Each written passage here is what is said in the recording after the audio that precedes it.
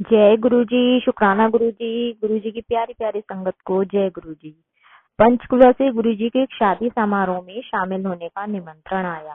पुरानी संगत होने की वजह से उन्होंने भाटिया अंकल के यहाँ शादी में जाने का फैसला किया।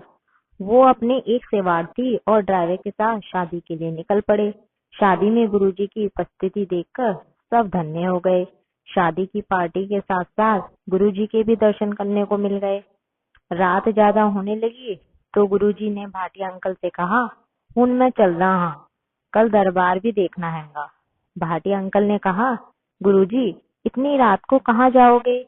आपके सोने और रहने का इंतजाम यहीं कर दिया गया है। आप कल सुबह निकल जाना।" गुरुजी ने कहा, "नहीं, मुझे यहाँ नींद नहीं आएगी।" लेकिन सभी संगत के अनुरोध करने पर वो मान गए। सब सो रहे थे तभी एक अंकल जो बाहर बिस्तर लगाकर सो रहे थे, उन्होंने एक छोटा सा सांप गुरुजी के कमरे में जाते हुए देखा। उसकी लंबाई 1 हाथ जितनी होगी। वो चिल्लाए, "गुरुजी के कमरे में सांप घुसा है। मैंने अभी देखा, दरवाजे के नीचे से जाते देखा।" लोग जाग गए। सभी गुरुजी की संगत नहीं थी। किसी किसी को यह भी नहीं पता था वो कौन है और लोग उनसे क्यों इतनी बातें कर रहे हैं। जब शोर हुआ तो भाटिया जी वहां आए और गुरुजी के दरवाजे को खटखटाकर कहा, "गुरुजी, दरवाजा खोलना जरा, आपके कमरे में सांप घुसा आया है।"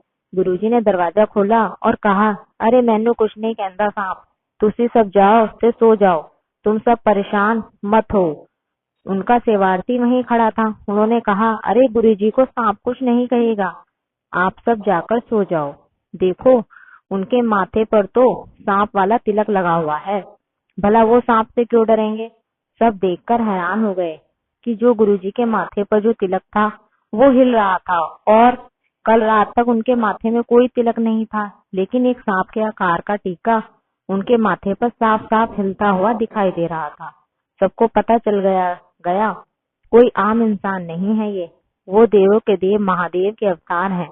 वहां तितलियों का आना, सांप का देखा जाना और पूरी शादी में उनकी खुशबू का महसूस होना किसी अद्भुत नजारे से कम नहीं था। जब गुरुजी ने रात को अपना दरवाजा खोला था तो उनकी आंखों से बिल्कुल भी नहीं लगा कि वो सो रहे थे। जब उनके ड्राइवर ने उनसे पूछा, "गुरुजी, आपको कभी सोते हुए नहीं देखा।" गुरुजी ने कहा, "मैं अगर सो गया तो तुम सबका ध्यान कौन रखेगा?" उन्होंने बात हंसकर कही, लेकिन हम जानते थे वो क्या कहना चाहते थे। जिन्होंने उनको साक्षात देखा था, मैं उनसे मिलता हूँ, उनके सत्संग सुनता हूँ। उनकी बातों से हमेशा लगता है कि गुरुजी सबके दुखों को अपने ऊपर ले लेते थे। एक पुरानी संगत ने मुझे बताया कि गुरुजी गले में जो माला पहनते थे उसमें कई रोगों के निवारण की ताकत होती थी। संगत के लिए चाय जब भी आती थी तो गुरुजी अपनी माला चाय में डालकर उन्हें देते थे और चाय तब दवाई का काम करने लग जाती थी। वो एक प्रसाद बन जाता था जो कई लोगों की बीमारियों को दूर कर देता था। ये कैसे होता था, ये सब गुरुजी को पता था। हम सब तो उनके प्यार में दीवाने हो रखे थे। जय गुरुजी। शुक्राना गुरुजी। जय गुरुजी। लख लख शुक्राना आपका। और संगत जी, अगर आप अपना सत्संग शेयर करना चाहते हैं तो आप अपनी ऑडियो वीडियो बनाकर प्यारे गुरुजी की सेवा पर आप भेज सकते हैं। इस व्हाट्सएप नंबर पर आप सेंड कर सकते हैं। आपका शुक्राना सत्संग गुरुजी की प्यारी सेवा में अपलोड किया जाएगा। जय गुरुजी। शुक्राना गुरुजी।